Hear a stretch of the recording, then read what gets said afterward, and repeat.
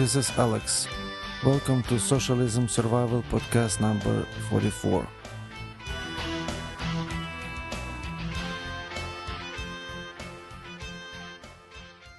On this show, I have a guest, the author of Letter to America, whom I about to introduce after this short segment of housekeeping and community organizing.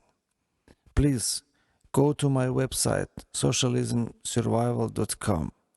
You will find there all my previously recorded podcasts and blogs. If you have your own website, please consider linking from there to socialismsurvival.com. If you want to be a part of this show, please go to contacts page where you will find my email. Send me a message and I will consider it for one of my future podcasts. But most important, please spread the word and introduce your friends, family, colleagues, and even strangers to Socialism Survival Podcast. Let's do together whatever we can to inform American people and to help them make better choices for better future.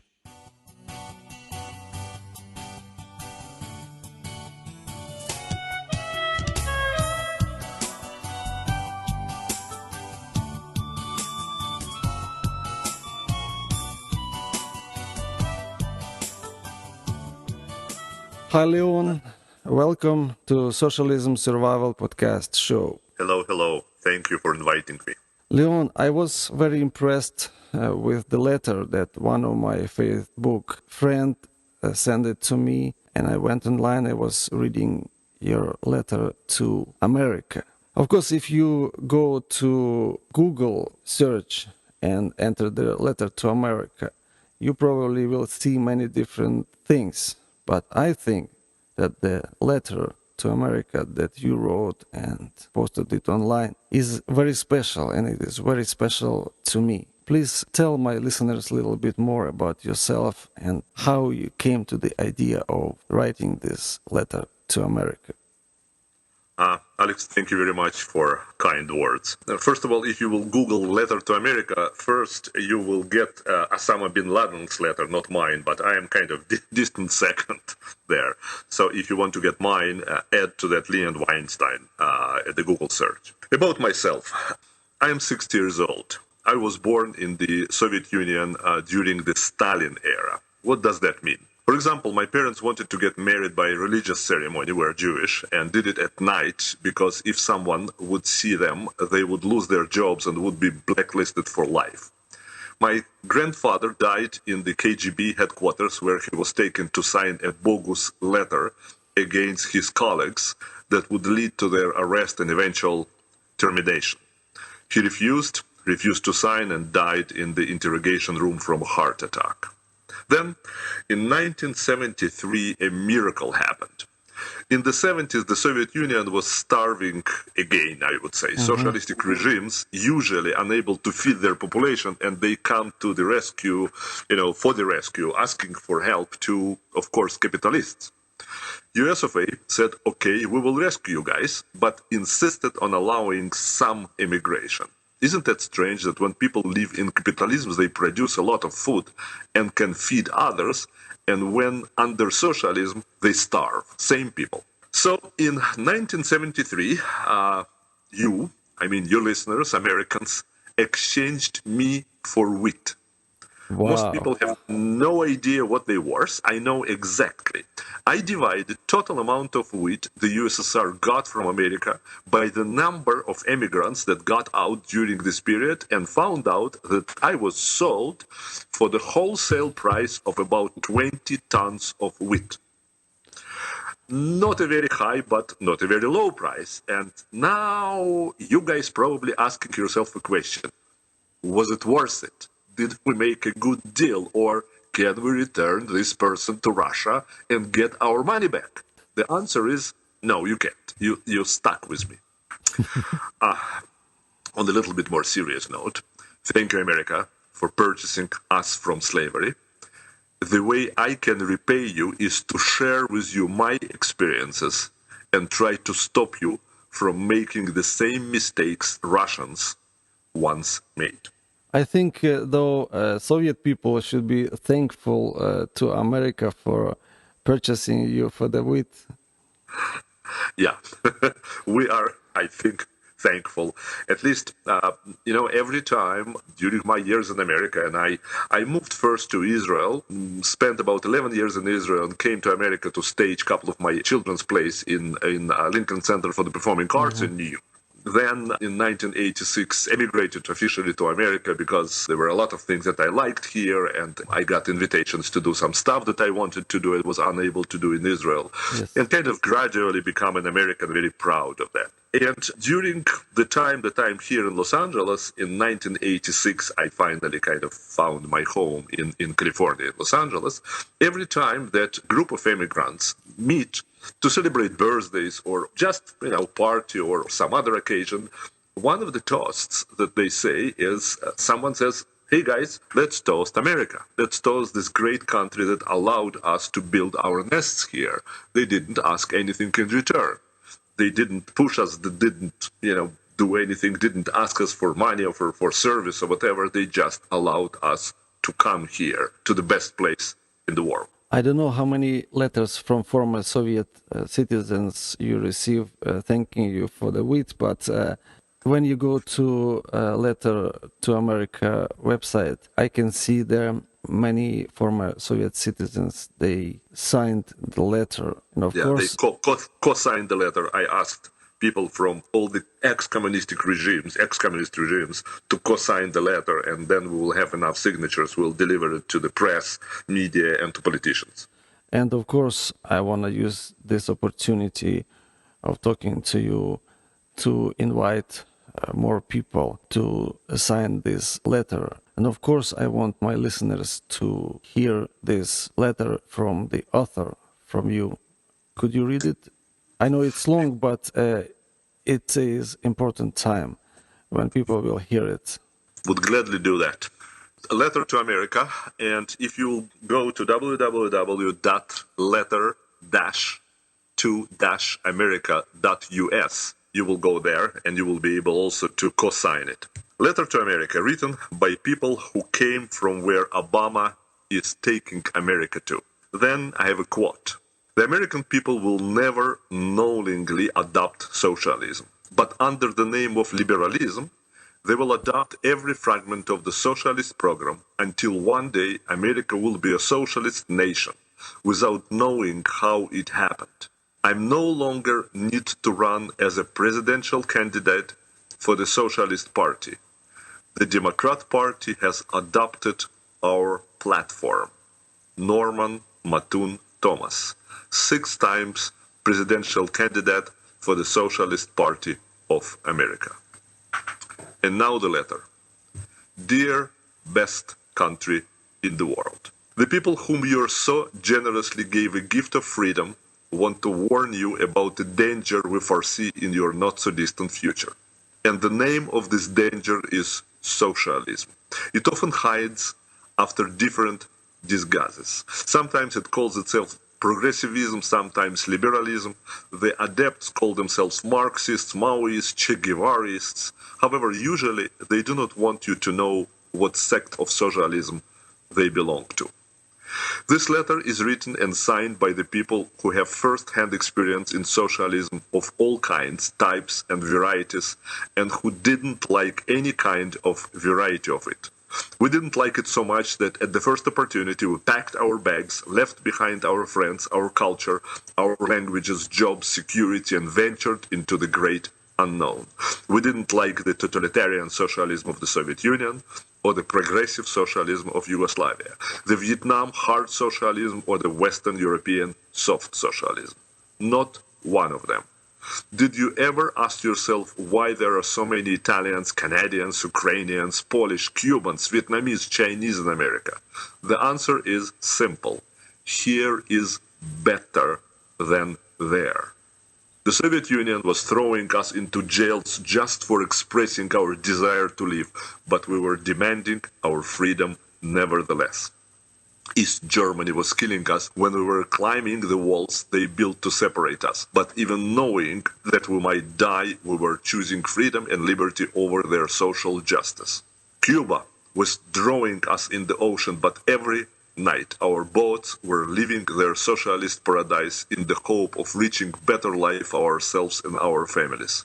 We knew that we could end up in Vietnamese gulags or at the Cambodian killing fields, but our desire to leave the nightmare of socialism behind us was stronger even than our fear of death. They took from us everything we had, everything that our parents and grandparents left us. But even stripped of every earthly possession, we were leaving their statewide socialist prisons filled with joy and anticipation because, you see, we had a dream. We envisioned a world where we can work hard and prosper. We envisioned a world where no government, no strongman, no militia or gang could seize our possessions from us, imprison us for no reason, or kill our families on a whim. We envisioned a world where ingenuity, relentless pursuit of one's goals, sleepless nights, and hard work would earn us what we all desire: a happy and prosperous life in the secure world. America was our dream and our ideal. Not anymore. We're afraid not anymore. When we were celebrating holidays, during family reunions, or just while dining with friends, one of us immigrants would say to the others, "Let's drink a toast to America. God bless this country that allowed us to come and build our nests and take care of our young and our old. God bless America," we're saying to each other. This is the place where those that work hard, obey the laws, who are honest and sincere, are handsomely rewarded. Not anymore. We are afraid, not anymore. We feel unsecure again. We sense that tomorrow might bring us another Vladimir Lenin, and right after him another Joseph Stalin. What if, we're asking ourselves, a new Lenin, Mao, or Hugo Chavez is already in the White House? Socialists love to talk about the common good and proclaim their honorable intentions to make everyone equal and happy. Andrew Columbus, the co-founder of the Free Enterprise Institute, came to the conclusion that whenever governments try to achieve its goals by social engineering, the results are just opposite of what they intended or proclaimed to do. Let us say the price of tomatoes is rising. Poor people cannot buy them, and the compassionate liberal government says, let's control the price of tomatoes, so enabling poor people to enjoy them as well. Very, very honorable intention, right? So the government issues a decree that the farmers must lower tomato prices. Next year, however, there are no tomatoes on the market for neither rich nor poor. The price limit makes growing them not as profitable as growing other vegetables, and farmers stopped growing tomatoes. Very few farmers probably will continue, but will be selling them on the black market for 10 times the price. What part of this Obama doesn't understand? The state that went the way of social justice has now two options. Either order farmers to grow tomatoes and sell them for a controlled price despite lower profits or even losses, and punish those who will not obey, of course, or confiscate, nationalize their farms and organize a government-run tomato-growing ministry with a government-appointed czar running it into oblivion. The first option is called fascism, the second is called socialism. We do not like either option. We opt for capitalism, described in the words of another great 20th century philosopher, Alisa Rosenbaum, known to the world as Ayn Rand, as the only system geared to the life of a rational being, and the only moral system in history. No political economic system during the 6,000 years of recorded history of our civilization has benefited mankind as greatly as capitalism. Yes, my fellow Americans, capitalism coupled with the founding fathers' principles gave us freedom and prosperity. Under fascism, the government controls the market, tells to small and large businesses what to produce, what salaries to pay to workers, how much profit to make, and generally tells them what is needed for the people. Under fascism, what we the people really want is irrelevant. Under socialism, the state government owns all the means of production. Under fascism, the state is your boss and can order you around. Under socialism, the state is your employer, your trade union, your court, your law, your judge, your jury, and your executioner. Under both systems, the good of the state is much more important than your individual good, your rights, wealth, and health of your family. Under both socialism and fascism, the government decides how to spend the money it takes from you, whether on treatment of non-productive citizens, such as the elderly or handicapped, or on the poor but productive workers. Since they consider the good of the state to be paramount, they will clearly not choose to spend a lot on your elderly parents or on your handicapped child. The state doesn't want to spend extra money on those useless to the state beings. It is only you who is interested in your mom. If you keep your money, you spend it as you please. If the state gets the money, they will spend it as they please, serving the greater good, as they understand it. This is what we witnessed in our social countries, and this is what we escaped from. Our grandparents didn't understand the consequences of socialized medicine, but we already do. We had it for years, and we have had enough. If you think that in Great Britain they invented something that works differently, read their newspapers full of horror stories about the treatment they're getting since they made socialized medicine the law of the land.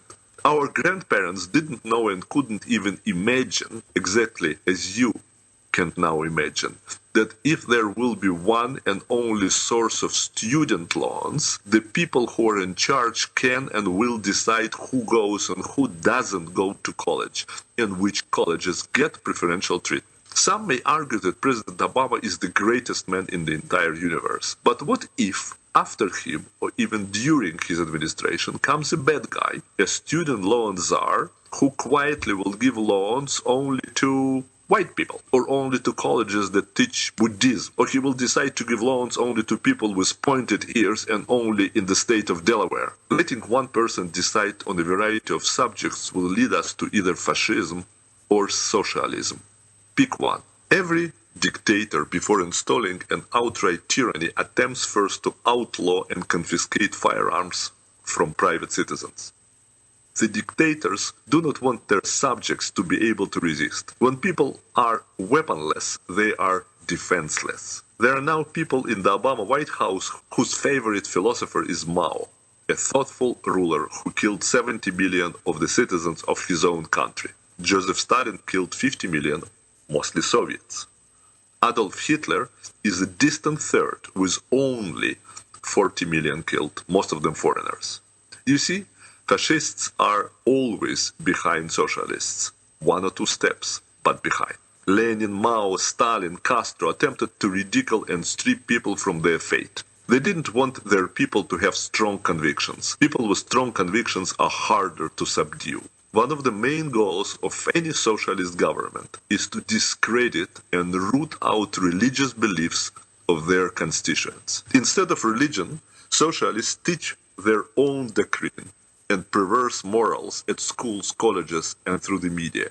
In the America of today, all manifestations of religion, except Muslim of course, established by millennia of moral conduct and encoded in the Ten Commandments, are driven out of schools and out of our lives under the banner of equality and multicultural coexistence. However, the left does preach another religion, one of social justice, a cynical, amoral refusal to recognize evil and tolerate of crime that they simply do not call religion.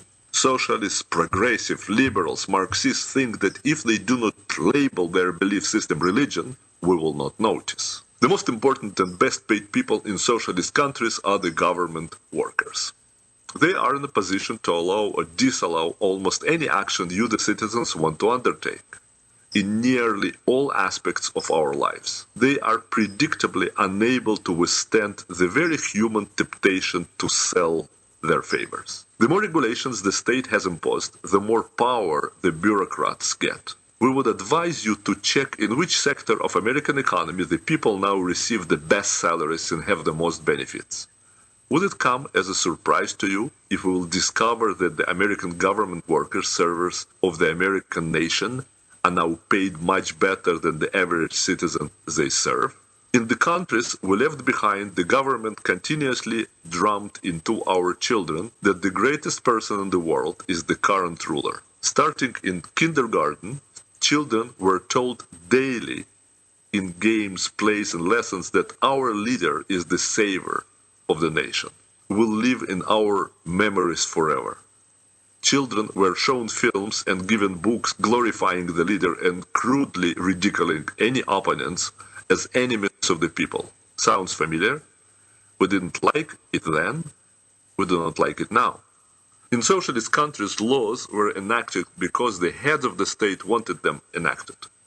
President Obama says that he wants to be the leader of our democracy, but acts like he already lives not in the USA, but in the USSA, the United Socialist States of America.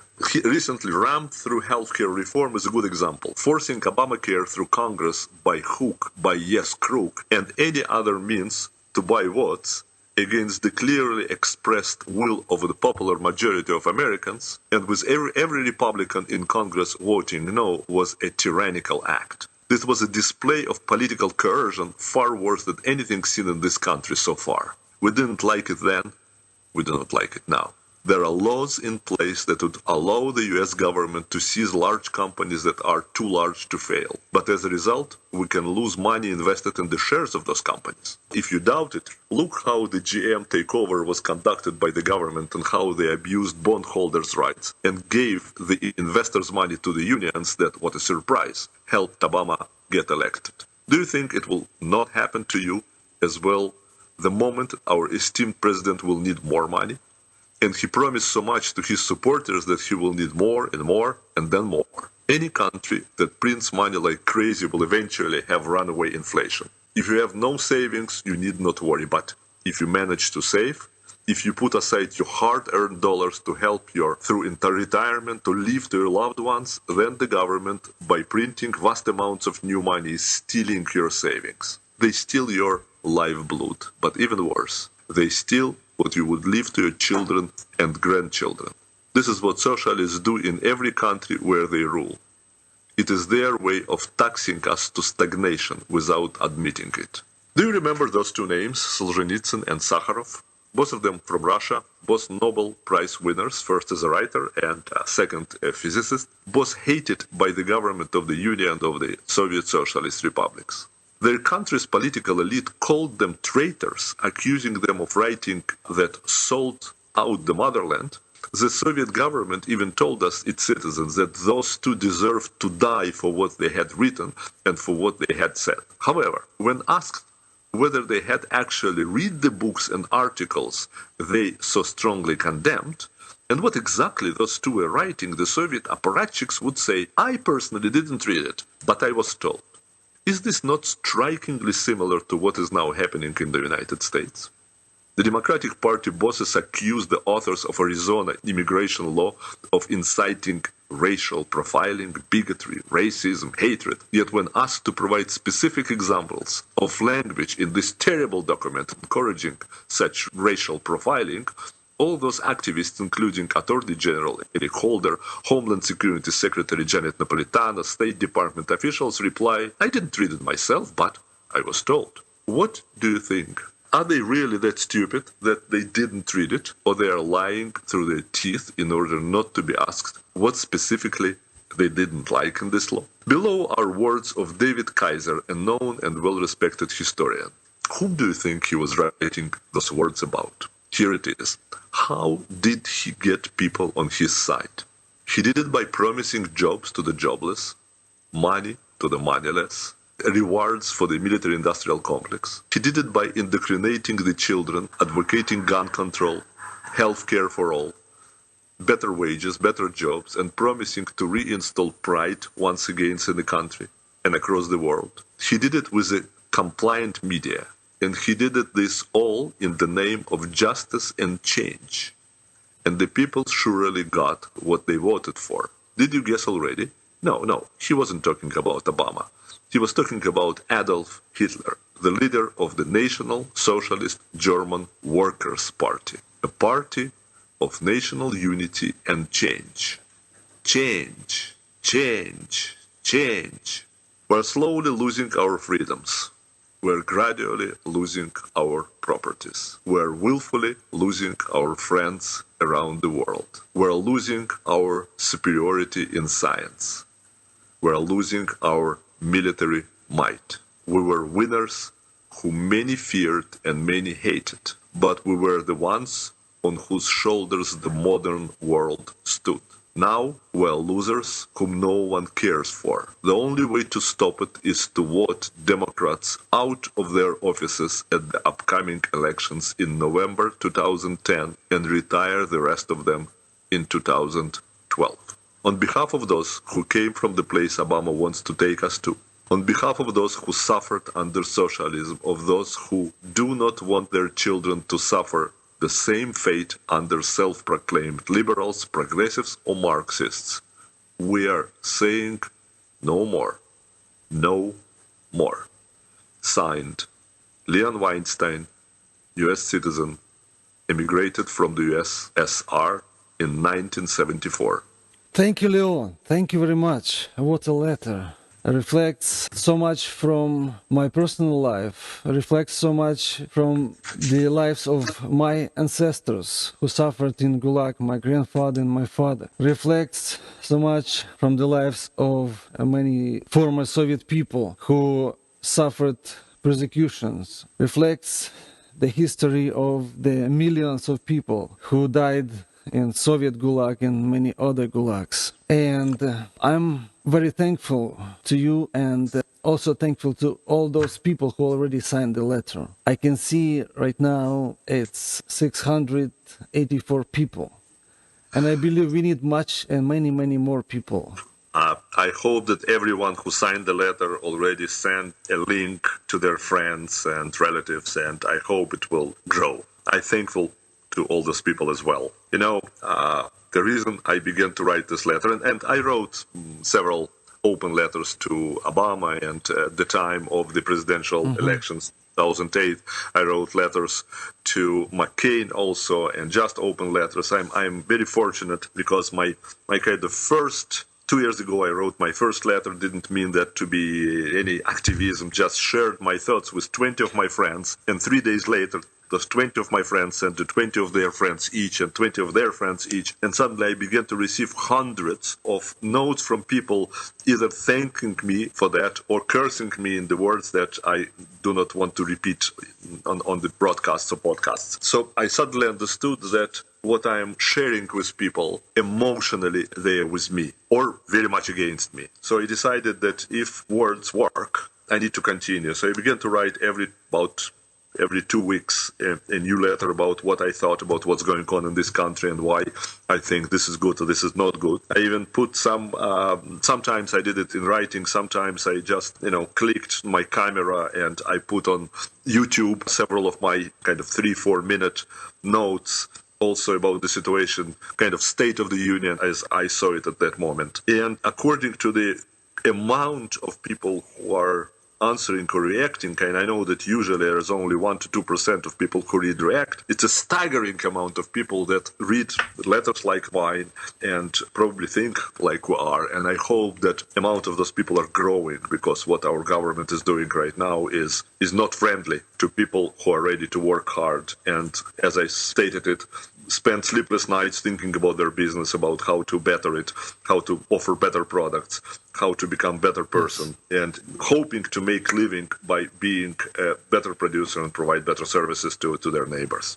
Leon, I was amazed seeing so many people, former Soviet people, coming out and signing, and it was a surprise for me even to discover you and what you are doing. When I started my podcast, I was thinking that I'm kind of sitting alone and trying to share with American people horrors of socialism we survived in Soviet Union. And I'm very delighted to discover what you're doing and that other people, they are supporting this. There are. Thank you for doing that, and appreciate, of course, what you do. There are a number of people who, either in Russian or in English, trying to share their experiences and trying to explain to people that the easiest way to get into socialism is step by step without noticing small steps. the reason I kind of become active. The first reason, of course, is Mr. Obama, because the moment I heard a couple of his speeches, I began to feel that I am back in the Soviet Union. But I had a great example of a man who did something for all of us. His name is Cy Frumkin. He, like yourself, was a survivor, but not gulags. He was in Dachau as a child. All his family died in German camps, part of them actually in Soviet camps. And he was lucky to be liberated. And finally, after many years of wandering throughout Europe and Latin America, he came here to study and stayed here. All his life, he told me, he felt that he survived, but many others not. And he has a purpose in life, if he can, to help those people that under the same fate or may come under the same fate. So when he learned about the situation with the Soviet Jews, that they want to get out and they have no possibility to immigrate, etc., he began a movement that in a couple of years after he started become the all-American movement of save my people or let my people go directly toward the Soviet Union to allow the free immigration from the Soviet Union. Yes, it was great movement. I remember that things going on. Yeah, he did amazing things. He dressed as a prisoner. He would come to a Bolshoi theater performance and would stage the protest over there. He would come to near any meeting that not only he, a group of his friend Zev Yaroslavsky, who is now councilman here in Los Angeles, so one of the administrators of Los Angeles County, was with him and several other people who are now prominent leaders in our community. And it spread throughout the country, and it's the pressure that they applied. The small groups of people in every large city of the United States began to apply pressure on the politicians. And the pressure was so much that, as we know now, Russian ambassador Dobrynin to the United States at that time, he was 17 years here, wrote several times to Khrushchev and to others, to Brezhnev, let those people go at least a little bit, because we cannot conduct any meaningful negotiations with Americans. Those people are not allowing us. Mm-hmm. And those were only several hundred of people throughout the whole United States. Yeah. And finally, when Russians came to the United States and, as I stated in the beginning, asked to help, asked them, to loan them money to buy wheat and to sell the wheat in huge quantities, this group of several hundred people throughout the United States kind of pushed the senators, Democrats, Republicans alike, to say, yes, but only if you allow free immigration. So you see, yes. Cy Frumkin died a year ago, and we were great friends. We came here to Los Angeles, met him, knew already about his history. He was pretty old man already. Not that old, but, And knowing how he and his friends applied so much pressure that the government changed its course, the country changed its course, and huge things began to happen in the Eastern Europe. And this was one of the things that led to opening of the borders, because people in the Soviet Union began to feel, yes, we can get out, yes, we can get out, and began to do things that they would never ever be able to do or thought to do before. So like him, like Cy, I thought, if I'll start writing letters, if I'll start talking, if I start coming and I'm lecturing from time to time, Republicans or other groups invite me to tell them stories from the Soviet Union. If I start doing that, and people like you and several others will start doing that, it can change the history. Yes, and I'm talking to my listeners right now. You can hear this passion that Leon has.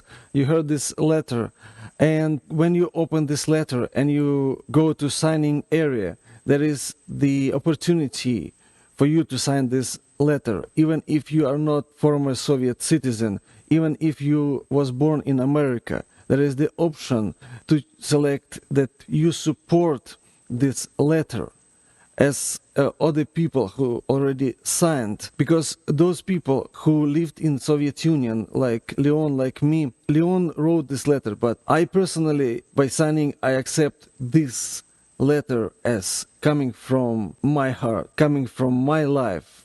And I invite you and I beg you, everyone who listens, go to this website, and we will remind address later.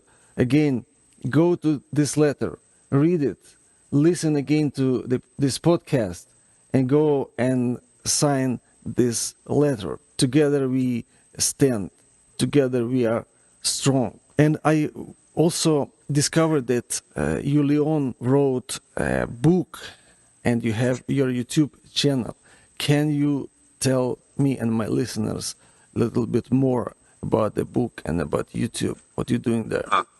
Thank you very much. Appreciate this opportunity. You see, the first and immediate problem, of course, is to stop the Obamanomics and Obamacare and all these things that destroying America, changing the foundation of America. This is the immediate thing to do. But the second, even larger field that I think we need to work at is we need to change kids' perspective on what's going on, because American schools, at least several of those that I had an opportunity to encounter with my younger daughter and with my right now 12 years old grandson, they are teaching kids so-called liberal view of the world. Poisoning them, yes. It's called brainwashing. Yeah. And I'm sure that they think that they're doing the only, right thing that needed to be done, but it's a brainwashing. They're not giving a child a choice. They are brainwashing. I don't know the world was created by God or the world was created by nature, by Darwin or whatever. I have no idea, since I cannot check it.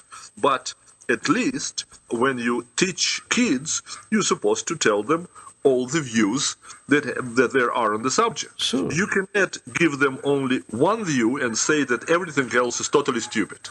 Maybe it's totally stupid, but 70% of the world, population of the world, thinks that world was created by God. So probably those 70% of the people, like about 3 billion of them, or 4 billion of them, are totally stupid, but at least present their point of view. Now, regarding what I want to teach kids, it's that capitalism is not a terrible thing. It's not something that you should be ashamed of.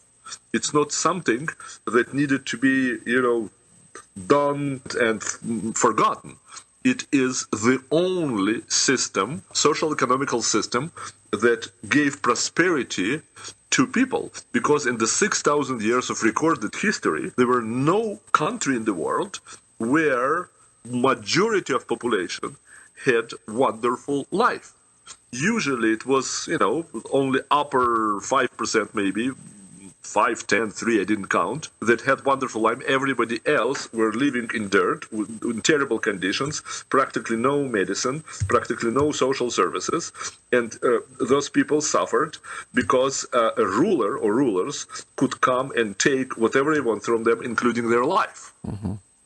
So the capitalism coupled with the Foundation Fathers' declarations and the documents that led to the formation of the United States of America provided us with an opportunity for a great life for the majority of the population. I'm not saying that it's great for everyone. Yes, it's not.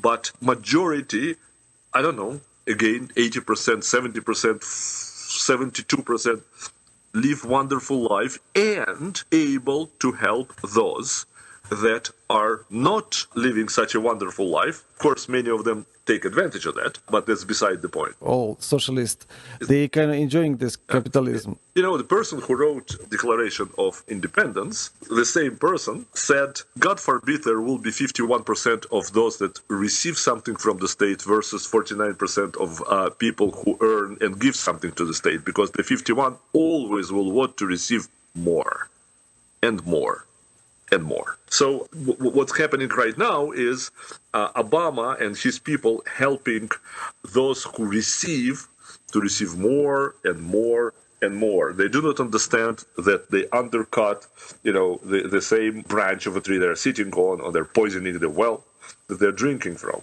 But let's go back to children. Children taught things that are not true. They taught that we are all equal distribution-wise, that everyone supposed to receive the same thing. I'm sorry. If I worked, if I had, as I already mentioned, sleepless nights, my ingenuity, a lot of other things, and the person near me enjoyed, beaches and sun and TV, etc., we are not equal in receiving goods. I worked and I got something from my work. He didn't work, it was his choice. So kids has to understand that and many other things. And I began to think how to do it, how to, in what form. Why I began to think about kids, I'm sorry. In 1975, I organized in Israel a theater for children and youth, and was this theater's artistic and executive director for many years. I wrote plays for children. I was nominated a couple of times for the best play of the year in Israel. Then I was invited to the United States to do a couple of those plays in the Jewish Museum in New York by the Jewish Board of Education of New York. Then I was invited to the Lincoln Center for the Performing Arts, then here in Los Angeles by ATC, Los Angeles Theater Center. So I continued my children's activities by writing plays for children, staging them, producing them, and so on and so on. So, plus I invented kind of a new method of, we called it educational theater, educating by participation, theater participation. I don't want to start going into that. It's a pretty complicated method, but it derived from Bertolt Brecht, and it was pretty effective. So I do have certain experience in working with children, especially in the field of education by art. And I thought that since all my life I write articles and I write stories, and I wrote a lot of so-called funny stories, which published in Russian and Hebrew and some in English in all three countries, I thought maybe I should combine two skills. One is knowing how to write for kids and knowing how to educate using art and entertainment. So I began to write a book that was on one side an entertaining adventure for kids ages, let's say, from 10 to 14, an age group, preteens so-called. And on the other side, it will be something that will educate them about what capitalism is, capitalism versus socialism, and so on. And I called this book Looking for Hugh, a simple plot, one friend looking for another friend who disappeared, and he thinks that he disappeared to a mystical thousand-island empire that they dreamed about, both of them. So he goes into adventure. Of course, it's a little bit fantasy adventure. And he goes and he comes to those islands, which are in the middle of the ocean, and he goes from island to island trying to find his friend. And during the time, on every island, he encounters something that Obama promised to build, and was built on this island. And he encounters during his sometimes funny, sometimes very adventurous adventures, the reality of life in the country if Obama's agenda would be implemented there. He goes to another island, he encounters another Obama promise. Actually, Obama promise or promise of socialists, doesn't matter which one, because they're identical. As I started my letter, the Democratic Party of today adopted most of the principles of the Socialist Party of America. And Socialist Party of America doesn't need to run anymore into on the presidential elections. So here's the book. Book is called Looking for Hugh, and the second name is The Capitalist Guidebook. And you can always Google it under Looking for Hugh or thecapitalistguidebook.com. Yeah, I will put it also the link on my website. So whoever listens now, there will be easy way to find it. Appreciate it. And you also present in your YouTube channel something about this book and something more, right? Right. First of all, on the main page of the book site, there is my video, about 6 or 7 minutes, where I'm talking about how it happened, what triggered me to start writing this book, because it was a certain episode that kind of made me think about a need for this book. And after that, I believe there's about 20 or 20-something posts that I made on YouTube that you can also Google on YouTube or YouTube on YouTube. I don't know how to call it.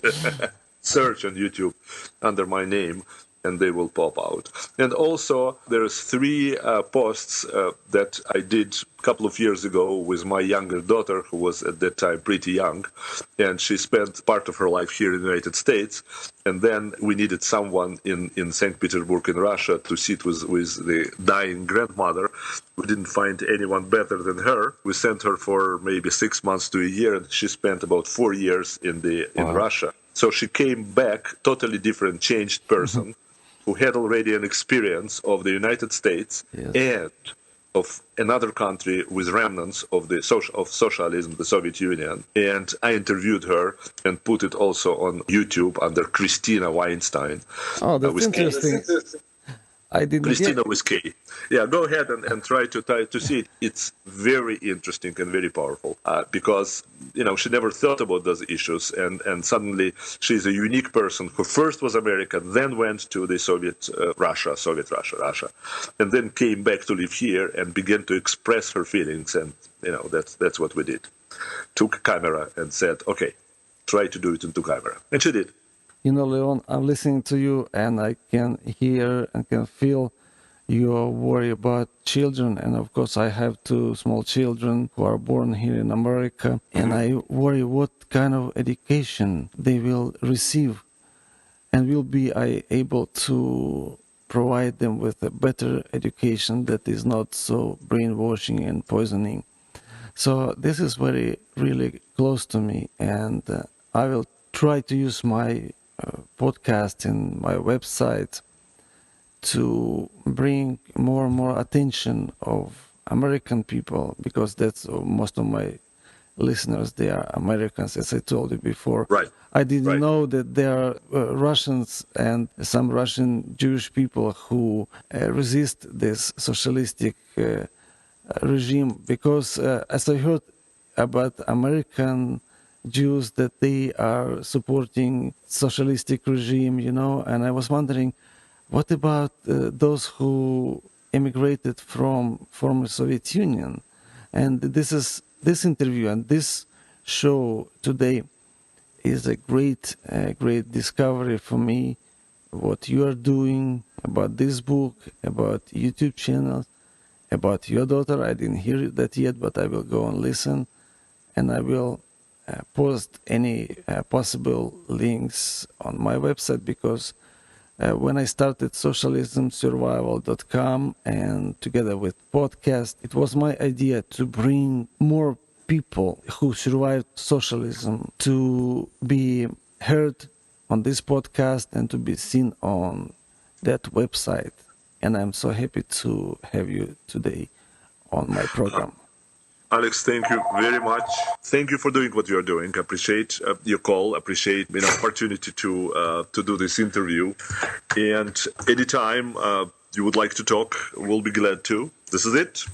And as a matter of fact, thank you for your listeners that they listen, because this is also a big thing, to be able to listen. Before we will finish this podcast, I would like you to say some few words to former Soviet people who live here in America, because although now knowing how many signed this letter that they agree and they against socialism, I also know that many former Soviet citizens may be descendants of those who suffered.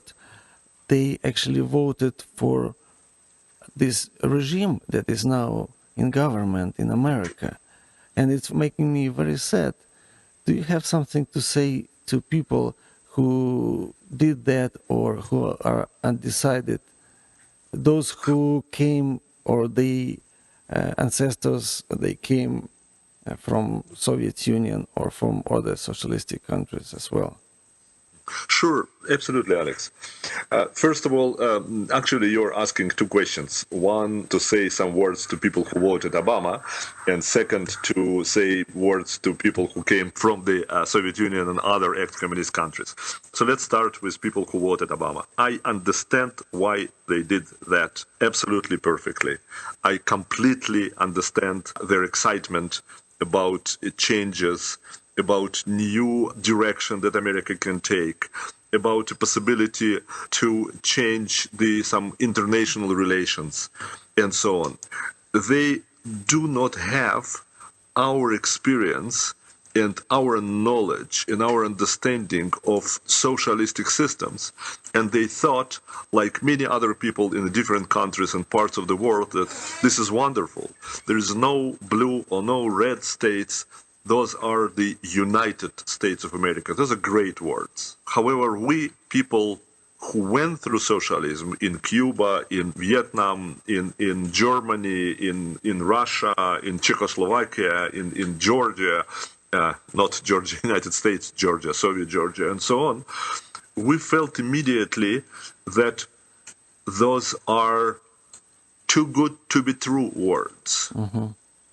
Yes. That to promise so much without explaining how you do that is a lie. And I understand that people charmed by promising, and people say, yes, of course, we need to do that.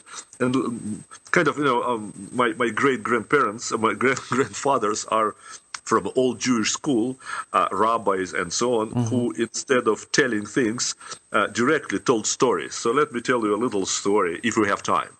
Yeah, a couple of minutes. Yeah, okay. So the story is as follows. In 1920, in the Soviet Union, Lenin said to all the Soviet citizens that they will give to everyone equal housing. And the people were so very happy. They cheered, and they were so happy to receive equal housing. Now, my grandfather, who was an attorney at that time in St. Petersburg, described to me what happened next in the following manner. He had a 3-bedroom apartment, meaning 4 rooms apartment in St. Petersburg, which is not great, not a lot. He has a family of 4, but, by that time he was considered, young attorney, good 3-bedroom apartment, not something but that. Now, at certain point, 2 people from the regional Communist Party committee came to his apartment and told him that tomorrow he has to move all his family into 1 room because they're moving into the 3 other rooms, 3 families. They did so, and then in the 4-room, 3-bedroom, 4-room apartment, suddenly were 4 families, each one living in 1 room, in one, like 3 people, another 7 people, and there was the equality. The Communist Party promised and did exactly what they promised. Everyone had the same amount of square footage.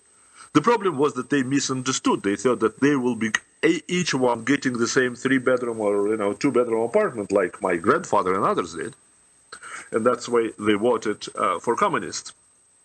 Anyhow, after that, there were not so many people that wanted to vote for the communists, but they couldn't do anything because communists already seized the power, and you couldn't do anything because if you would open your mouth, you would go to Gulag. So people shut up and didn't say anything for 70 years. So my warning to them is not that I anticipate that tomorrow we will have Gulags, but when you hear that someone promised you something, please, please, please, ask yourself how it's possible to do that so easy and so fast, and no one in the history of the world ever been able to do it even slow. Now to our compatriots from the Soviet Union, please talk to your neighbors and your friends. Please share your experience. Please explain about the small things that made our life in the Soviet Union miserable. Because big things about gulags, everybody knows. Small things. Things like if you need to change your apartment, you have to go to a government place, stay for several hours in line to get forms, then come back 3 or 4 times, pay bribe under a table, and they will put a stamp in your passport that you can leave from the place that you reside to another place 2 miles down the road. Yes. And etc. When government decides that they are not producing any more food because they need money to produce tanks, and they stop doing that, and no one goes on the street, and 6 million Ukrainians die because of that. Die. Not that they malnutrition. They die when Stalin decided to produce tanks and artillery instead of food. So they need to understand that they need to explain to their new neighbors, new friends, etc., what does it mean, socialism. Thank you, Leon. Thank you again. And could you remind to my listeners the website where they can go to sign this letter? Absolutely. www.letter-to letter2-america.us. I again ask all my listeners to go there and sign and support. And with signing this letter, say that, yes, I agree. Yes, I understand that those socialists, they want put hell to all of us.